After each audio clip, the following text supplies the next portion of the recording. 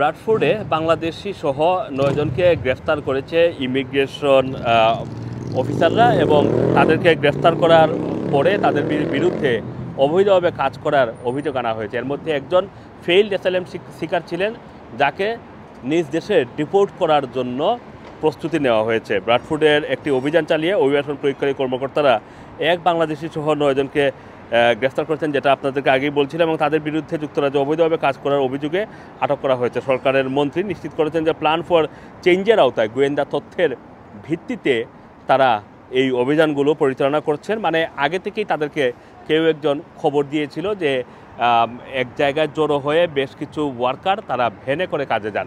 এরকম একটি গোপন সংবাদের ভিত্তিতে তারা সেখানে গত 11ই মার্চ সকালে নেপল স্ট্রিট এবং হুইটনি লেনের সংযোগস্থলে এই অভিযানটি পরিচালনা করে এবং সেখানে এই গ্রেফতারটি করে। ধারণা করা হচ্ছে যে যেটা বলছিলাম যে ভ্যানে করে তারা কাজে যাওয়ার প্রস্তুতি নিচ্ছিলেন। গ্রেফতারকৃতদের মধ্যে 6 জন হচ্ছেন আফগান, একজন নাইজেরিয়ান, একজন বাংলাদেশি এবং একজন ইথিওপিয়ার নাগরিক রয়েছেন। এদের মধ্যে একজন ব্যর্থ অ্যাসাইলাম ফেইল্ড অ্যাসাইলাম সিকারও রয়েছিলেন, যেটা আপনাদেরকে আগেই বলছিলাম। এবং বর্ডার সিকিউরিটি ও অ্যাসাইলাম বিষয়ক মন্ত্রী ডেম অ্যাঞ্জেলা ইগল বলেছেন যে এটি একটি দুর্দান্ত উদাহরণ, যেখানে গোয়েন্দা তথ্যের ভিত্তিতে তাদের দলগুলো দ্রুত পদক্ষেপ নিয়ে অবৈধভাবে যারা কাজ করছে এবং কমিউনিটিতে কাজের জায়গাগুলোকে সংকুচিত করে ফেলছে, এই ধরনের মানুষজনকে গ্রেফতার করা সম্ভব হয়েছে।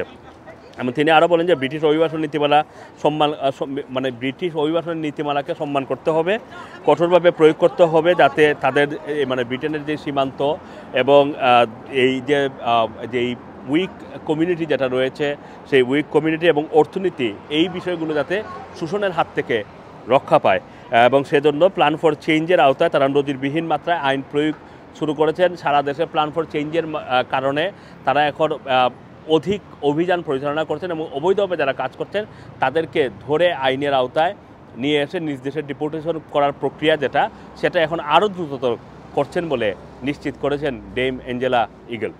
Assam Masum, Rana TV, London.